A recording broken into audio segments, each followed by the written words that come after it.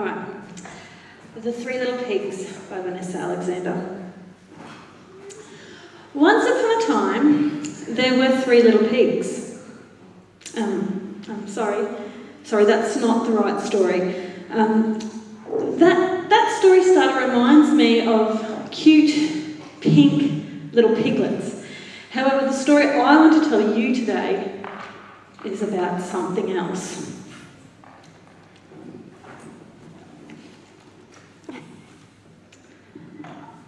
Before I tell you my story today, I want to give you some facts. The feral pig populates approximately 40% of the country. This animal is declared a pest, and we must all take responsibility to keep its numbers under control. The feral pig is usually a lot darker in colour in comparison to the domestic pig, and is often more muscular and thicker through the chest and shoulders. In Australia, this animal spreads weeds, degrades water holes and wetlands, causes soil erosion, eats a wide range of small native animals, including the eggs of nesting sea turtles, and carries disease that can affect these native animals. Now that you have the facts, let's get on with the story. Once upon a time, there were three little pigs. There were 5 piglets in the litter, however their mother ate the other 2 just after they were born. Their mother had been looking after them for the last 3 months, and now it was time for them to go off, out into the bush, all by themselves. The first little pig walked along the river until she found a lovely spot to wallow in the mud and make a huge mess. She used her nose to dig holes and used her body and legs to make those holes a lot bigger. She was having so much fun. All of a sudden, she caught the foul smell of rotting meat. This was one of her favourite smells. It was a dead, rotting kangaroo. As soon as she walked up to it, she heard a clicking sound. All of a sudden, she was trapped in a pen and she couldn't get out. She ran around and around, but it was no use.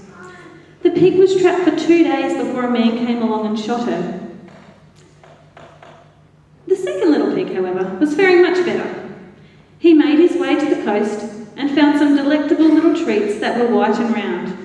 He had to dig them up from the sand, and they could only be found at a certain time of year. When he couldn't eat the little white treats, he often ate small animals like frogs and lizards. He also liked to eat plants. One day, while he was out searching for something to eat, he also caught the foul smell of rotting meat. It was a delicious smell, and one that he didn't get to smell very often. He followed the scent and found a large piece of meat from an animal he didn't recognise.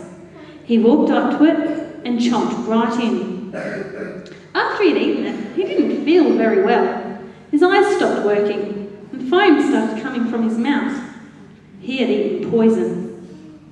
The poison the pig had eaten was 1080 bait, and this poison is regularly used in baiting of feral animals in Australia.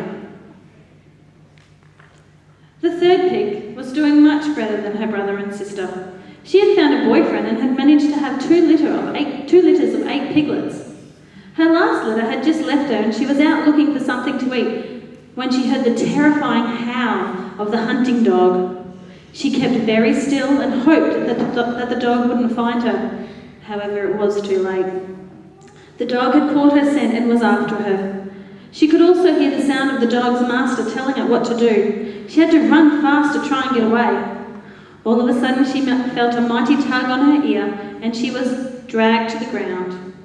The last thing she felt was the sharp metal slicing through her skin.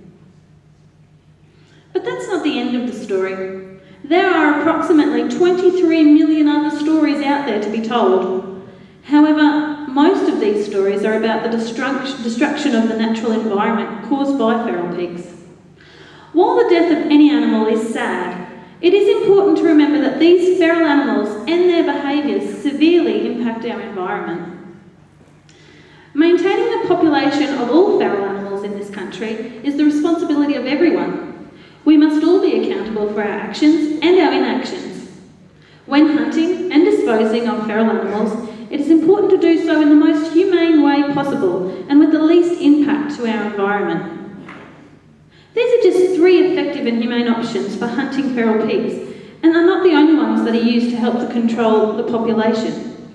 It is our challenge to continue to search for new, humane and sustainable ways to reduce the population of these destructive feral pests. Thank you.